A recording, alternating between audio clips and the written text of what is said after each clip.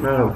Bugün Lightworks video editörümüzde projelerimizin video formatlarını, kayıt yerini, diğer işlemleri nasıl düzenleyebileceğimizi göstermeye çalışacağım.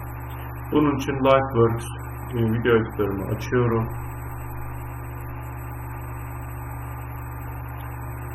Ben önceden iki tane proje hazırladım. Ben ABC ve CTA olarak iki tane format hazırladım. ABC'ye çıktıkça giriyorum.